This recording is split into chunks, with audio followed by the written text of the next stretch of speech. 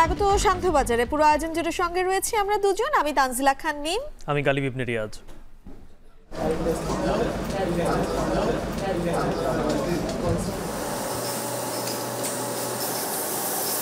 আমরা international call করেও কথা বুঝতে পারি না, কারণ কল গিয়েছে কিন্তু আমরা কথা ক্লিয়ারলি বোঝা যায় নাই, যার কারণে আমাদের এই মুহূর্তে যে অর্ডারগুলি ছিল এগুলি আমরা কনফার্ম করতে পারিনি। আনস্টেবল সিচুয়েশন হয় তখন তো যারা ইনভেস্ট করার চিন্তাও করেছে তারাও একটু শেকি হয়ে যায়। মনে হচ্ছে যে খুব এটা আকর্ষণীয় জায়গা বাংলাদেশ, কিন্তু দেখা যাচ্ছে যে সেটা তাদের প্রকল্প বাস্তবায়নের ক্ষেত্রে প্রচুর ডিলে হচ্ছে, তাদের খরচ অনেক বেশি, তাহলে সেক্ষেত্রে কিন্তু তারা হতাশ হবেন।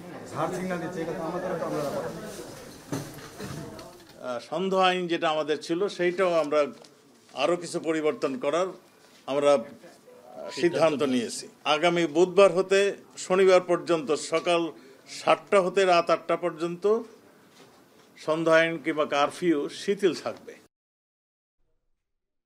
গালিব, সাম্প্রতিক ঘটনাবলীর প্রভাব পড়েছে রপ্তানিমুখী ও বিদেশি বিনিয়োগ নির্ভর যে শিল্প প্রতিষ্ঠানগুলো রয়েছে সেগুলোতে। ইন্টারনেট সেবা ব্যাহত হওয়ায় নেতিবাচক একটি প্রভাবও কিন্তু পড়েছে পুরো বহির্বিশ্বে, এবং এই কদিনে প্রায় 1 লাখ কোটি টাকার বেশি ক্ষতির দাবি করছেন ব্যবসায়ী সংগঠন।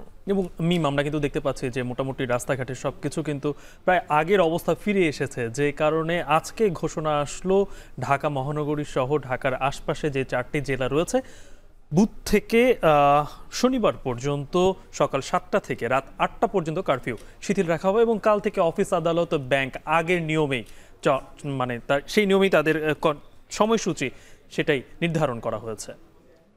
শান্তবাজারে নিয়ে থাকছে সবশেষ খবর। এই জামাত ইসলামিক ছাত্র শিবির দলটাকে যদি আপনার নিষিদ্ধ করা হয় তাহলে আইন শৃঙ্খলা এবং দেশের রাজনীতিরও অনেক উন্নতি হবে। কোনো দলকে যখন নিষিদ্ধ করা হয় তখন সেটা নির্বাহী আদেশই হয়, সেটা কোনো বিচার বিভাগীয় আদেশে হয় না।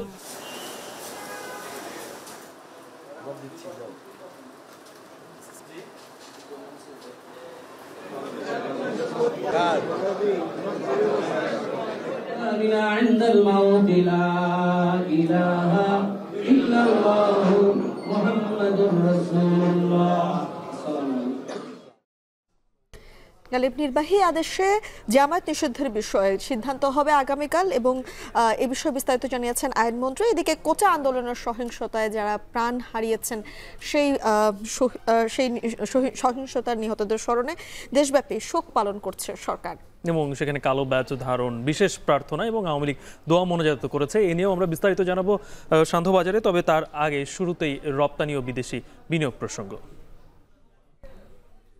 চলমান পরিস্থিতিতে উৎপাদনমুখী আমদানি, রপ্তানি ও বিদেশি বিনিয়োগ নির্ভর প্রতিষ্ঠানে 1 লাখ কোটি টাকার বেশি ক্ষতি হয়েছে বলে দাবি বিদেশি বিনিয়োগকারী সংগঠনের। মোবাইল ও ব্রডব্যান্ড ইন্টারনেটের সেবা ব্যাহত হওয়ায় নেতিবাচক প্রভাব বিনিয়োগকারীদের মনে। কেন্দ্রীয় ব্যাংকের প্রতিবেদন বলছে গেল অর্থ বছরে বৈদেশিক বিনিয়োগ কমেছে অন্তত 6%। অর্থনীতিবিদরা বলছেন ইমেজ সংকট কাটিয়ে ইতিবাচক প্রবণতায় ফিরতে দায়িত্বপ্রাপ্ত কর্তৃপক্ষগুলোকে দক্ষ হতে হবে। আজহার লিমনের প্রতিবেদন।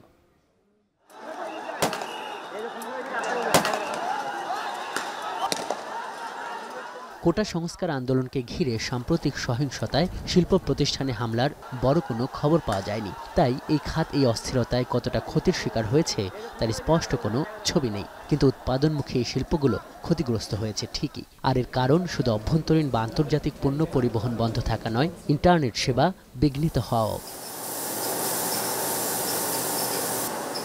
যেমন সমতা লেদার কমপ্লেক্স লিমিটেড নামে দেশের চামড়া প্রক্রিয়াজাত করা একটি কোম্পানি এই অস্থিরতার মধ্যে ক্রেতাদের সঙ্গে শুধুমাত্র যোগাযোগ চালিয়ে নিতে না পারায় $2 লাখ একটি ক্রয় চুক্তি করতে ব্যর্থ হয়েছে। কোম্পানির পরিচালক একই সঙ্গে বাংলাদেশ ট্যানার্স অ্যাসোসিয়েশনের সহসভাপতির অনুমান, সার্বিকভাবে এ কয়দিনে চামড়া শিল্পের ক্ষতি প্রায় $35 লক্ষ। আমরা ইন্টারন্যাশনাল কল করেও কথা বুঝতে পারি না, কারণ কল গিয়েছে কিন্তু আমরা কথা ক্লিয়ারলি বোঝা যায় নাই, যার কারণে আমাদের এই মুহূর্তে যে অর্ডারগুলি ছিল এগুলি আমরা কনফার্ম করতে পারিনি। আমাদের প্রতিদ্বন্দ্বী দেশ এগুলি পিক আপ করে নিয়েছে। সব মিলিয়ে আমাদের যে একটা যে রপ্তানির যে লক্ষ্যমাত্রা, এটা আমার কাছে মনে হয় যে ভালোই একটা বাধার সম্মুখীন হবে। বস্তুত চলমান অস্থিরতায় সামগ্রিকভাবেই সব ধরনের শিল্পই ক্ষতিগ্রস্ত হয়েছে। বিশেষ করে আমদানি রপ্তানিমুখী শিল্প, রেমিটেন্স নির্ভর সেবা প্রতিষ্ঠানগুলো এবং দেশের প্রতিষ্ঠিত বিদেশি বিনিয়োগ নির্ভর ব্যবসাগুলো। Foreign investors chambers of commerce and industry ফিকির পর্যবেক্ষণ, নতুন এই পরিস্থিতির কারণে ক্ষতির পরিমাণ প্রায় $10 বিলিয়ন, যা দেশের বাজেটের 8 ভাগের 1 ভাগ। Malaysia chamber of commerce and ইন্ডাস্ট্রির এই সভাপতি বলছেন, বিদেশি বিনিয়োগকারীরা পরিবর্তিত এই পরিস্থিতিতে সংশয়ে পড়েছেন। একটা এফডিআই যখন কেউ যখন ইনভেস্ট করে বিদেশে, সে তো দেখে যে ওই দেশটা পলিটিক্যালি স্টেবল কিনা। যদি এই ধরনের একটা আনস্টেবল সিচুয়েশন হয়, তখন তো যারা ইনভেস্ট করার চিন্তাও করেছে তারাও একটু শেকি হয়ে যায়, তারাও 2-3 বার করে চিন্তা করে যে আমি কি করব না। সো আমাদের যে আনরেস্ট এই চলছে, এটা তো একটু তো হলেও ডিসকারেজ করছে আমাদের ইনভেস্টরদেরকে। সো বাংলাদেশে বেশ কিছু বিপিও কোম্পানি আছে যারা হয়তো রেজিস্টার্ড হতো আমেরিকাতে বা ইউরোপে, কিন্তু তাদের একটা বড় কাজ বাংলাদেশ থেকে হয় এবং হেডকোয়ার্টার বাংলাদেশে, ঢাকায়। আমি অ্যাটলিস্ট 3টা কোম্পানির কথা জানি যারা ডিসাইড করেছে এই ইন্টারনেট ব্ল্যাকআউটের পরে যে তারা বাংলাদেশে আর তাদের হেডকোয়ার্টার রাখবে না। সংশ্লিষ্টদের কথা এটা স্পষ্ট, সপ্তাহব্যাপী ইন্টারনেট সংযোগ না থাকা কিংবা বহির্বিশ্বের সঙ্গে যোগাযোগ বন্ধ থাকা কিংবা চলমান অস্থিরতা বাংলাদেশ সম্পর্কে বিদেশিদের মনে নতুন একটি ধারণা তৈরি করতে পারে। কিন্তু এটাও তো ঠিক, ভিন্ন একটি দেশে বিনিয়োগ করে ব্যবসা পরিচালনা করার সিদ্ধান্ত রাতারাতি হয় না। প্রশ্ন হলো, এর আগেও কি বাংলাদেশে বিদেশি বিনিয়োগ পরিস্থিতি সন্তোষজনক ছিল? বাংলাদেশ ব্যাংক থেকে পাওয়া 2023-24 অর্থ বছরের 11 মাসের তথ্যে দেখা গেছে, জুলাই থেকে মে মাস পর্যন্ত আগের অর্থ বছরের চেয়ে 6.5% কমেছে বিদেশি বিনিয়োগ। জাতিসংঘের বাণিজ্য ও উন্নয়ন বিষয়ক সংস্থা আংটাডের প্রতিবেদন অনুযায়ী এই প্রবণতা আরও নেতিবাচক। বিশ্ব বিনিয়োগ রিপোর্ট বলছে, 2023 সালে বাংলাদেশে বিদেশি বিনিয়োগ কমেছে 14%, যদিও ওই বছরে বৈশ্বিক বিদেশি বিনিয়োগ প্রবাহ 2% কমেছে বলে উল্লেখ করা হয়। কিন্তু যেখানে 2022 সালের রেকর্ড $348 কোটি বিনিয়োগ এনে 45টি স্বল্পোন্নত দেশের মধ্যে তৃতীয় অবস্থানে ছিল বাংলাদেশ, সেখানে অস্থিতিশীল এই প্রবণতা কেন? বিশেষ করে যেখানে বিশেষ 100টি অর্থনৈতিক অঞ্চল কিংবা দেশে দেশে বাংলাদেশের পক্ষ থেকে বিনিয়োগ আকর্ষণের বিভিন্ন কর্মসূচি চলমান। এই অর্থনীতিবিদের মতে, সরকারের নীতি দুর্বলতা সহ এর পেছনে দায়ী সংশ্লিষ্ট কর্তৃপক্ষের অদক্ষতা। এখন আমরা অবকাঠামো তৈরি করছি, আমরা বিশেষ অর্থনৈতিক অঞ্চল তৈরি করছি, কিন্তু আসলে বিনিয়োগকারীরা কি ভাবছেন? আমরা যদি এক গুচ্ছ নীতি নিয়ে বসে থাকি এবং তারা আসার পরে যদি দেখে যে না, এই নীতির কোনো কিছু বাস্তবায়ন হচ্ছে না, বা এই নীতিগুলোর ভাষা এমন যে মনে হচ্ছে যে খুব এটা আকর্ষণীয় জায়গা বাংলাদেশ, কিন্তু দেখা যাচ্ছে যে সেটা তাদের প্রকল্প বাস্তবায়নের ক্ষেত্রে প্রচুর ডিলে হচ্ছে, তাদের খরচ অনেক বেশি, তাহলে সেক্ষেত্রে কিন্তু তারা হতাশ হবেন। অন্যদিক দিয়ে আমাদের যারা প্রতিযোগী দেশ, বিশেষ করে ভিয়েতনাম, সেখানে সব কিছুই সহজ, একমাত্র অথরিটি হচ্ছে বিডা। তো এই একমাত্র অথরিটির কাজও তো সেরকম আসলে ডাইনামিক হতে হবে। এখন তারা যদি অফিসে বসে থাকেন, তাহলে সেক্ষেত্রে আসলে বিনিয়োগ আসবে না। বিশ্ব বিনিয়োগ প্রতিবেদন অনুসারে বিদেশি বিনিয়োগের নেতিবাচক প্রবণতার মধ্যেই বাংলাদেশে বিনিয়োগকারী শীর্ষ দেশ নেদারল্যান্ডস। দেশটি 2023 সালের পর বাংলাদেশে প্রায় $36 কোটি 70 লাখ বিনিয়োগ করেছে। এর পরেই রয়েছে মার্কিন যুক্তরাষ্ট্র ও চীন। আজহার লিমন, এখন, ঢাকা। দেশের পরিস্থিতি আরও উন্নত হওয়ায় আগামীকাল থেকে শনিবার পর্যন্ত সকাল 7টা থেকে রাত 8টা পর্যন্ত কারফিউ শিথিল থাকবে। ঢাকা মহানগর, গাজীপুর ও নারায়ণগঞ্জ জেলায় এই আদেশ বলবৎ থাকবে। সন্ধ্যায় সচিবালয়ে বিভিন্ন মন্ত্রণালয়ের সঙ্গে বৈঠক শেষে কথা জানান স্বরাষ্ট্রমন্ত্রী। বাকি জেলাগুলোর বিষয়ে সিদ্ধান্ত নেবে জেলা প্রশাসন। কোটা সংস্কার আন্দোলন ঘিরে কোনো গণগ্রেপ্তার চলছে না বলেও দাবি করেন তিনি। দেশেই পরিস্থিতি ধীরে ধীরে স্বাভাবিক হয়ে আসছে এবং স্বাভাবিক হয়ে যাওয়ার কারণেই আমরা আমাদের যে সন্দেহ আইন যেটা আমাদের ছিল, সেইটাও আমরা আরও কিছু পরিবর্তন করার আমরা সিদ্ধান্ত নিয়েছি। আগামী বুধবার হতে শনিবার পর্যন্ত সকাল 7টা হতে রাত 8টা পর্যন্ত সন্ধ্যা আইন কিংবা কারফিউ শিথিল থাকবে। বুধবার থেকে স্বাভাবিক সময়সূচি অনুযায়ী সকাল 9টা থেকে বিকেল 5টা পর্যন্ত অফিস চলবে বলে জানিয়েছে জনপ্রশাসন মন্ত্রণালয়। গেল কয়েক দিনে দেশ জুড়ে সহিংসতা এবং কারফিউর মধ্যে দেশের সকল সরকারি, আধা সরকারি, স্বায়ত্তশাসিত, আধা স্বায়ত্তশাসিত প্রতিষ্ঠানের অফিস সময়সূচি সকাল 11টা থেকে দুপুর 3টা পর্যন্ত করা হয়। পরবর্তীতে কারফিউ শিথিলের সময় 11 ঘন্টা পর্যন্ত বৃদ্ধি করা হয়। এরপর মঙ্গলবার এলো স্বাভাবিক সময়সূচিতে অফিস চলার ঘোষণা। এদিকে বাংলাদেশ ব্যাংক জানিয়েছে, ব্যাংক ও আর্থিক প্রতিষ্ঠানও কাল থেকে স্বাভাবিক নিয়মে সকাল 10টা থেকে খোলা থাকবে বিকেল 6টা পর্যন্ত, আর লেনদেন হবে বিকেল 4টা পর্যন্ত।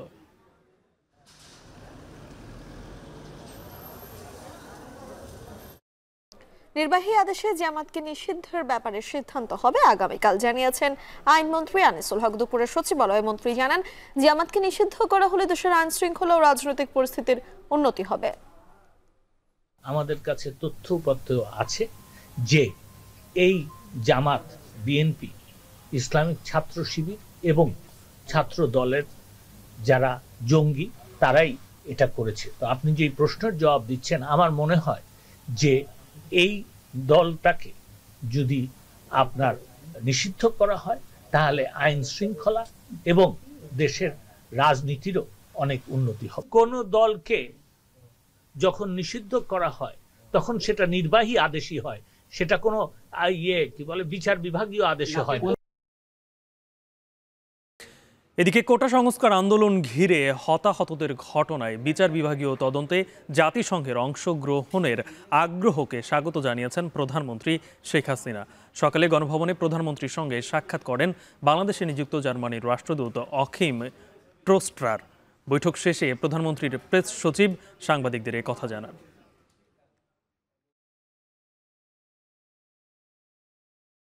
প্রধানমন্ত্রী প্রেস সচিব জানান, সাক্ষাতে কোটা সংস্কার আন্দোলনকে কেন্দ্র করে প্রাণহানির ঘটনার সুষ্ঠু তদন্তে বিদেশি কারিগরি সহায়তা নেওয়া হবে বলে রাষ্ট্রদূতকে জানান প্রধানমন্ত্রী। বৈঠকে জার্মানির ভিসা প্রক্রিয়াতে ধীর গতির ব্যাপারে প্রধানমন্ত্রীর নিকট দুঃখ প্রকাশ করেন রাষ্ট্রদূত অখিম।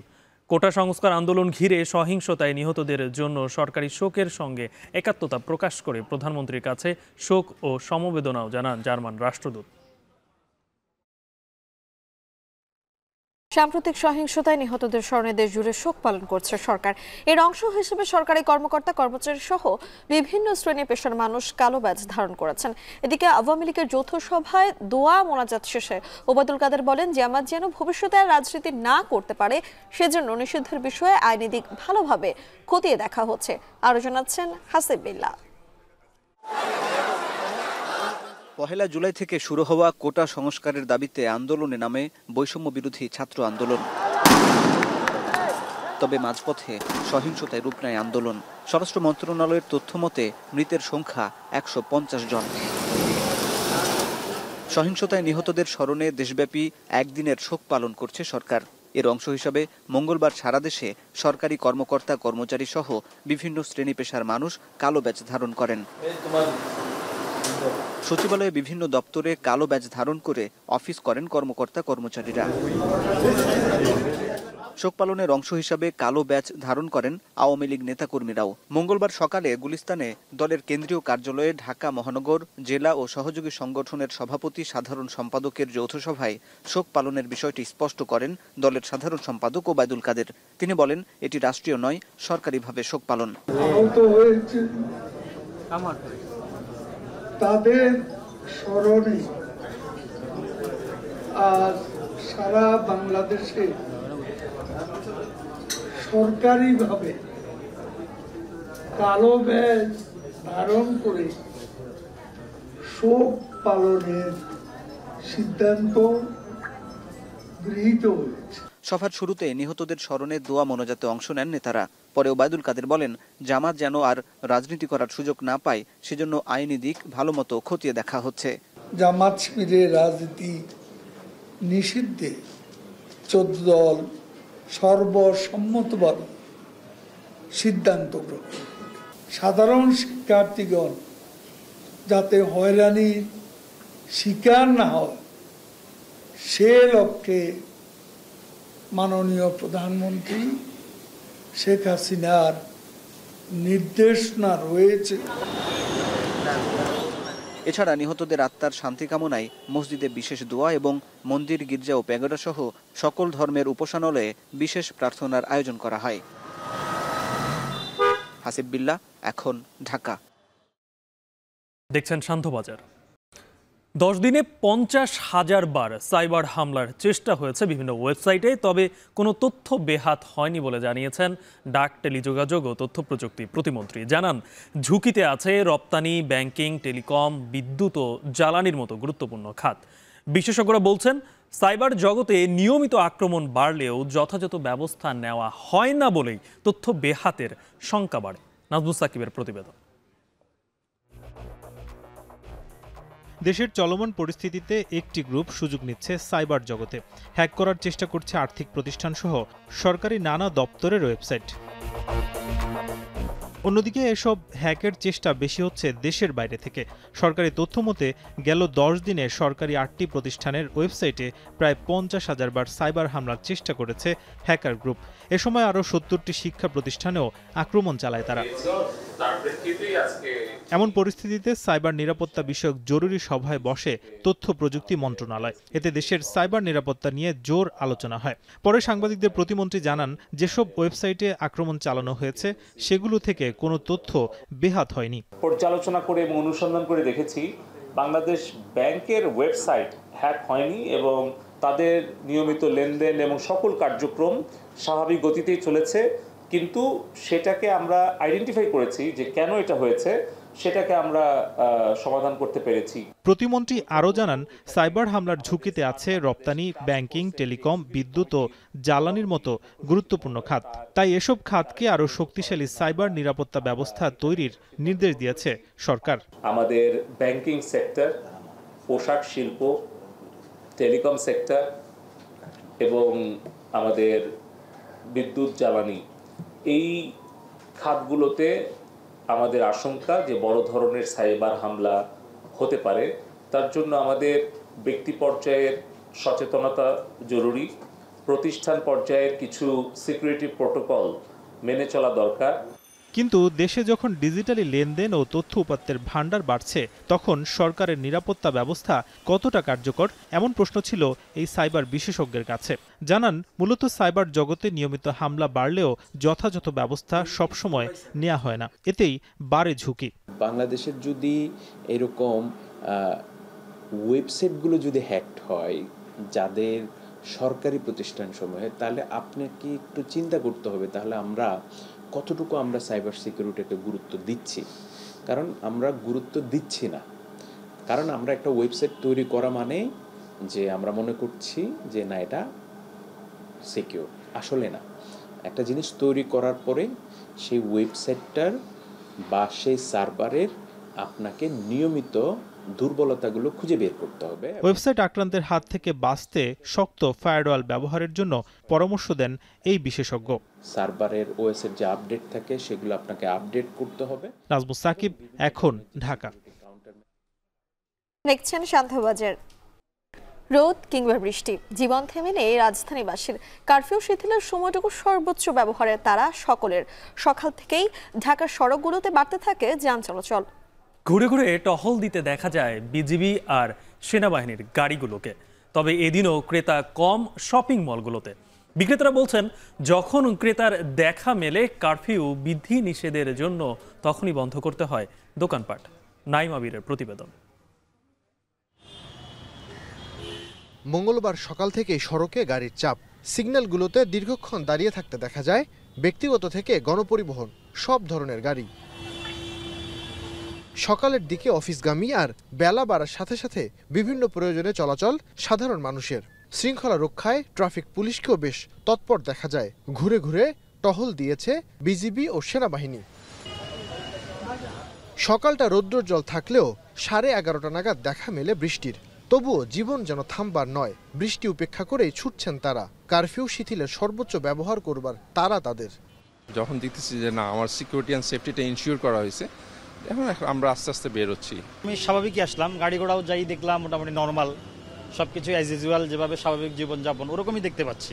রাস্তাঘাটের পরিস্থিতি খুব সুন্দরই আছে, ভালোই, আগের মতো থেকে অনেক বেটার এখন। ব্যবসা বাণিজ্যের মন্দাভাব এদিনও কাটেনি। রাজধানীর শপিং মলগুলোতে ঢুকতেই চোখে পড়ে বিক্রেতাদের অলস সময় কাটানোর দৃশ্য। অনেকেই বউনি পর্যন্ত করতে পারেননি, কেউ বা 2-1 ক্রেতা পেয়েই খুশি। বলছেন, কারফিউ বিধিনিষেধের জন্য যে সময়টায় ক্রেতারা দেখা মেলে সে সময় বন্ধ করতে হয় দোকানপাট। তো 4-5 দিন দোকান বন্ধ ছিল এবং আমরা টাকা পয়সা নিতে পারি নাই এবং কি বরঞ্চ বাইরে গ্রামের থেকেও আমাদেরকে টাকা ধার করে আনতে হয়েছে এবং সংসার চালাতে হয়েছে। খুব কষ্টে আছে আমরা। দেশের অস্থির পরিস্থিতির কারণে আমাদের বনিবারটা করতে কষ্ট হয়ে যায়। এরকম আমাদের ম্যাক্সিমাম দোকানে আছে যে আমরা সারাদিন দোকানগুলো বসে রয়েছি, বিসমিল্লাহ করতে পারতেছি না আমরা। এদিনও সকাল 7টা থেকে সন্ধ্যা 6টা পর্যন্ত শিথিল থাকছে কারফিউ।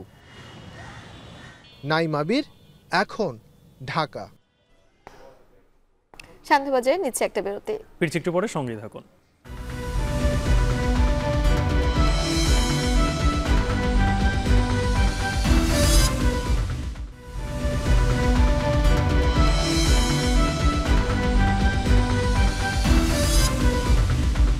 বিরতির পর আবার ফিরে এলাম। দেখছেন শান্তবাজার। গালিব, আন্তর্জাতিক বাজারে কিন্তু ক্রমাগতভাবে কমছে চিনির দাম। পর্যাপ্ত উৎপাদন ও অনুকূল আবহাওয়া সরবরাহ বেড়েছে পণ্যটির এবং গেল 6 মাসে বিশ্ববাজারে চিনির দাম প্রায় 24% কমলেও দেশের বাজারে কমেছে মাত্র 13%। এই ক্ষেত্রে আসলে ব্যবসায়ীরা বলছেন যে কারণে চিনির দাম দেশের বাজারে কমছে না, তার মূল কারণটা হচ্ছে পরিবহন ব্যয় বৃদ্ধি এবং আমদানি শুল্ক বেশি থাকার কারণে। এ নিয়ে শোয়েব রহমানের একটি প্রতিবেদন রয়েছে। বিশ্বে চিনির সবচেয়ে বড় সরবরাহকারী ব্রাজিল। সেখান থেকেই বাংলাদেশ প্রধানত অপরিশোধিত চিনি আমদানি করে, পরে তা প্রক্রিয়াজাত করে বাজারে বিক্রি করা হয়। ব্রাজিলে এবার চিনির ভালো উৎপাদন হয়েছে, উদ্বৃত্তও রয়েছে দেশটির কাছে। এছাড়াও রপ্তানি জটিলতা কাটিয়ে স্বাভাবিকভাবেই আন্তর্জাতিক বাজারে চিনি বেচাকেনা চলছে, এতেই দাম নিম্নমুখী হয়েছে।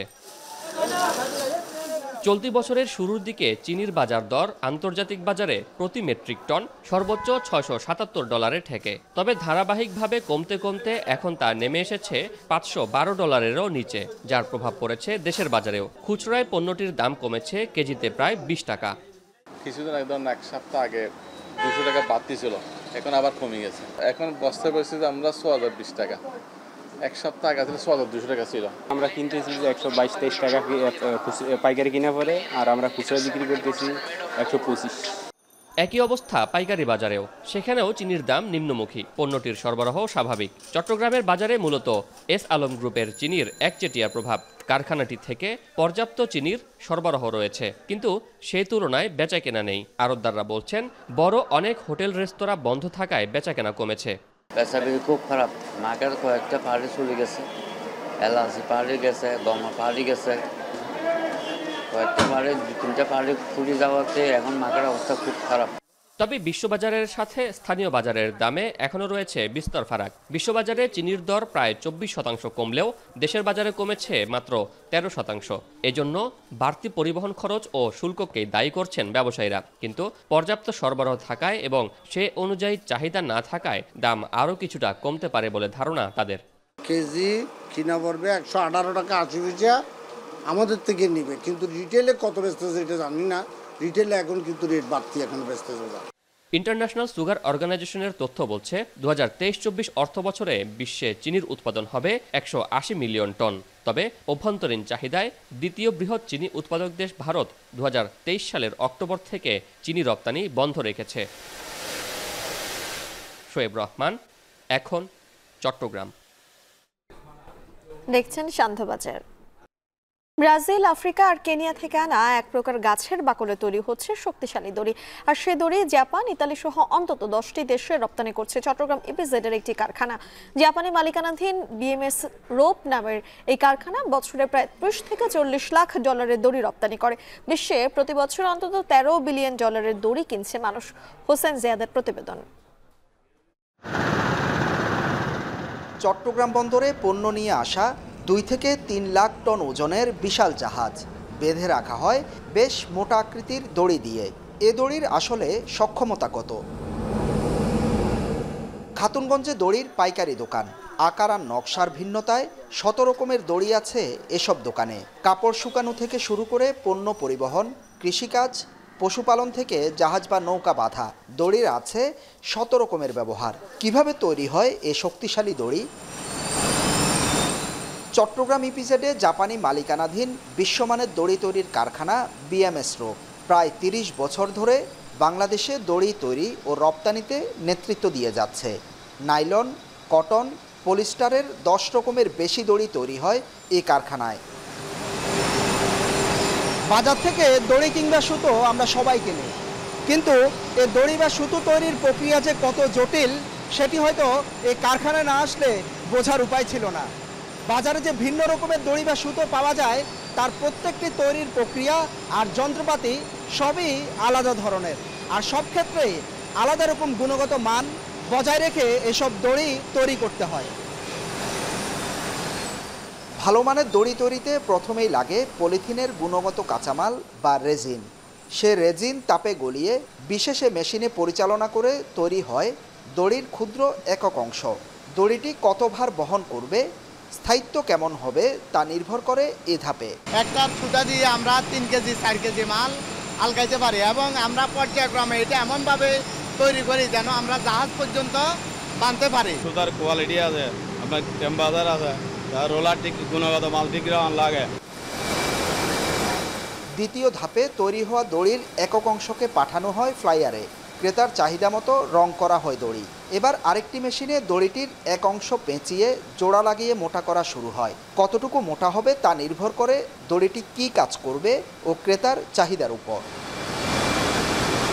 কিছু কিছু প্রোডাক্ট আমরা Germany, Switzerland, Canada, Italy, Australia ওই কান্ট্রিগুলোতে এক্সপোর্ট আছে, আমাদের শ্রীলঙ্কা।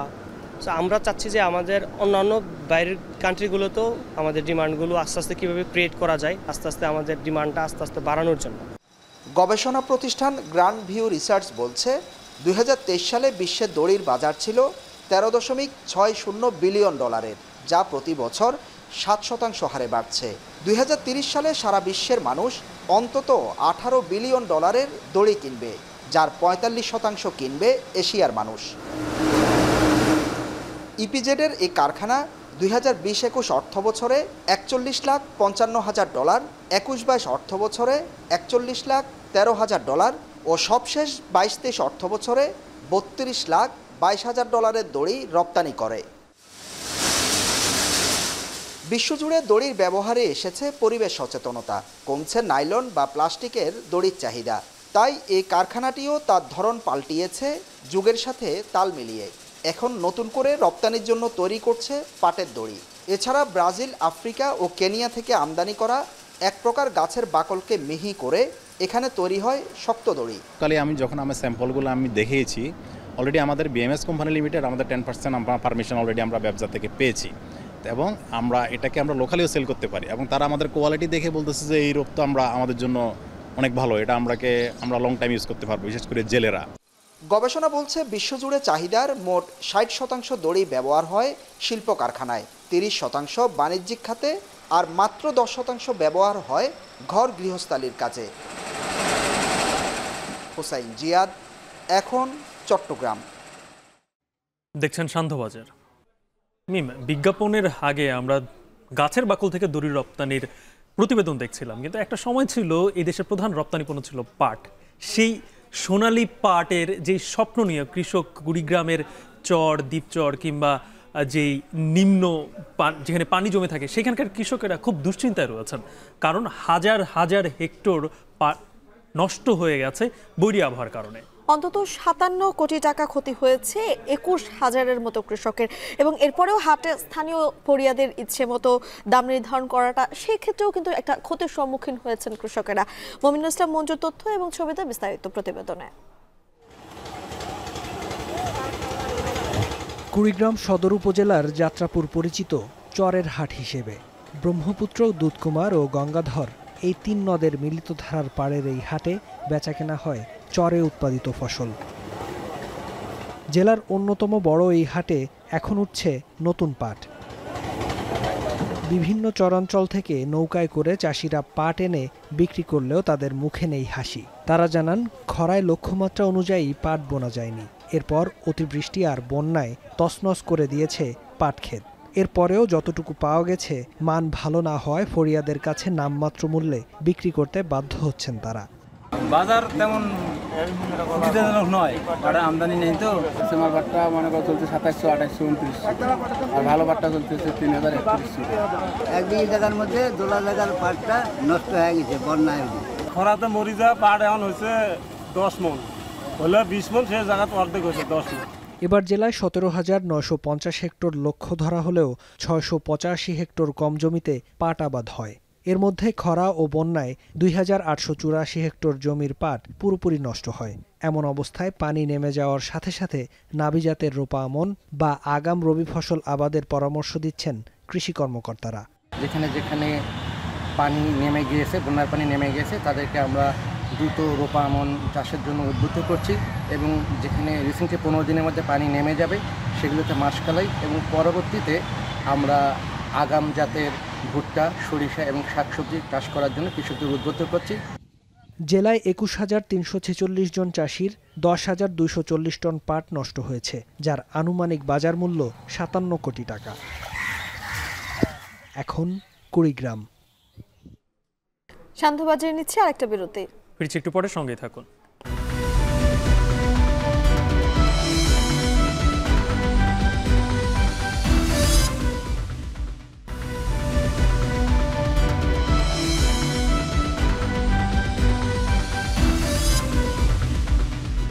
বিরতির পর আবারও ফিরে এলাম। দেখছেন শান্তবাজার।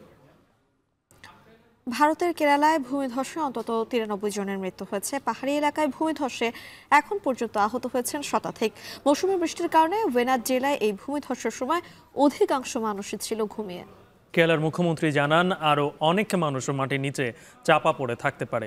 30 ও 31 জুলাই রাজ্যে শোক ঘোষণা করা হয়েছে। ঈশিতা ব্রহ্মের প্রতিবেদন। ঘুমন্ত অবস্থায় ভূমিধস, কিছু বুঝে ওঠার আগেই কারো মৃত্যু হয়েছে, কেউ বা ভেসে গেছেন নদীর পানির তীব্র স্রোতে। বৃষ্টিপ্রবণ কেরালার ওয়েনাদ জেলায় হঠাৎই ভূমিধসে মৃত্যু হয়েছে অনেক মানুষের। নদী আর মাটির স্তূপ থেকে আহতদের উদ্ধারে কাজ করছে সেনাবাহিনী। এখন পর্যন্ত শতাধিক আহতকে চিকিৎসা দেওয়া হয়েছে। উদ্ধার করা হয়েছে 250 মানুষকে। অতিরিক্ত বৃষ্টির কারণে হঠাৎ এই ভূমিধস। এছাড়া ফুলে ফেপে উঠেছে জেলার নদী ও জলাশয়গুলো। ভেসে গেছে অনেক ঘরবাড়ি, উপড়ে পড়েছে গাছপালা, বৃষ্টি রেখে গেছে ক্ষতচিহ্ন। দ্রুতগতিতে উদ্ধার কাজ করতে ভারতীয় বিমান বাহিনীর 2টি হেলিকপ্টার কাজ শুরু করেছে। দুর্গত এলাকায় পাঠানো হয়েছে 200 সেনা সদস্য। তবে ভূমিধসের কারণে যোগাযোগ ব্যবস্থা ভেঙে পড়ায় ব্যাহত হচ্ছে উদ্ধার কাজ। চূড়ালমালা থেকে মুন্ডাক্কি ও আতমালা পর্যন্ত গুরুত্বপূর্ণ সেতু ভেঙে পড়ায় বিপাকে পড়েছেন উদ্ধারকারীরা। বৃষ্টিপাত অব্যাহত থাকার পূর্বাভাসে কেরালার 8 জেলায় জারি করা হয়েছে রেড অ্যালার্ট। 14 জেলার মধ্যে 10 জেলায় বন্ধ ঘোষণা করা হয়েছে স্কুল কলেজ। কেরালার মুখ্যমন্ত্রীকে আহতদের চিকিৎসা ও নিখোঁজদের উদ্ধারে সব ধরনের পদক্ষেপ নেওয়ার আহ্বান জানিয়েছেন প্রধানমন্ত্রী নরেন্দ্র মোদী। পাশাপাশি মৃতদের পরিবারের জন্য 2 লাখ ও আহতদের জন্য 50,000 রুপি দেওয়ার ঘোষণা দিয়েছেন তিনি। এর আগে 2018 সালে বন্যায় 400 মানুষের মৃত্যু হয় কেরালায়। পাহাড়ি এলাকা হওয়ায় মৌসুমী বৃষ্টিপাত বরাবরই দুর্যোগপ্রবণ কেরালার পাহাড়ি এলাকাগুলো। জুন থেকে সেপ্টেম্বর পর্যন্ত মৌসুমী এই বৃষ্টিপাত দক্ষিণ এশিয়ার প্রায় 200 কোটি মানুষের পানি সরবরাহ ব্যবস্থা, কৃষিকাজ আর খাদ্য নিরাপত্তার জন্য জরুরি। ঈশিতা ব্রহ্ম, এখন বিশ্ব। দেখছেন শান্তবাজার। মাত্র 7 মাসের মধ্যে যুক্তরাষ্ট্রের জাতীয় ঋণ $1 ট্রিলিয়ন বেড়ে পৌঁছেছে $35 ট্রিলিয়ন। আর এর মধ্য দিয়ে বিশ্বের সবচেয়ে ধনী দেশের নাগরিকদের মাথা পিছু ঋণের পরিমাণ $1,04,000 দাঁড়িয়েছে। আইএমএফ বলছে বৈশ্বিক আর্থিক স্থিতিশীলতা নষ্ট করছে যুক্তরাষ্ট্রের উচ্চ ও ক্রমবর্ধমান ঋণ। নাফিয়া আনমার মননের প্রতিবেদন।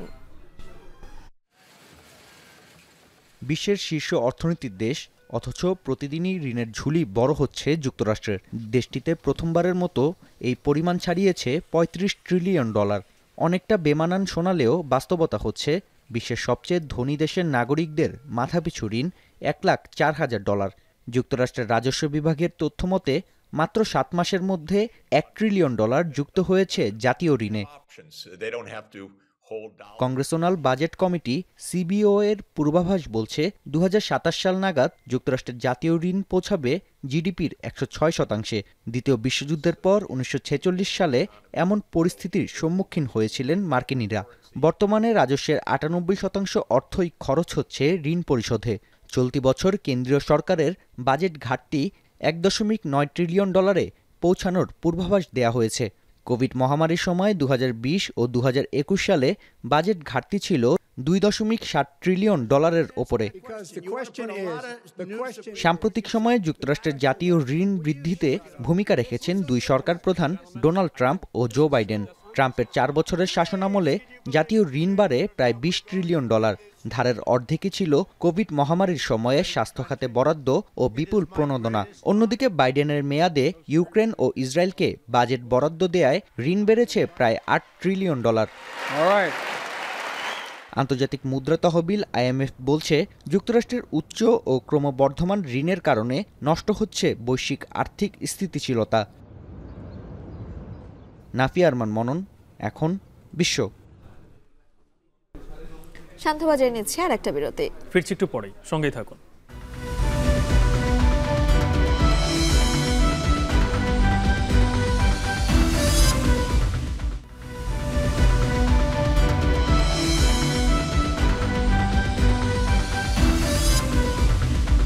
বিরতির পর আবার ফিরে এলাম। দেখছেন শান্তবাজার। পাকিস্তান সফরের জন্য বাংলাদেশ এ দল ঘোষণা করেছে বিসিবি। সফরে 2টি 4 দিন ও 3টি ওয়ানডে খেলবে বাংলাদেশ দল। এ দলের এই সফরে আছেন সিনিয়র 2 ক্রিকেটার মুশফিকুর রহিম ও মমিনুল হক। লম্বা সময় পর আবারও ডাক পেয়েছেন অলরাউন্ডার মোসাদ্দেক সৈকত। হুমায়ুন কবির রোজের প্রতিবেদন।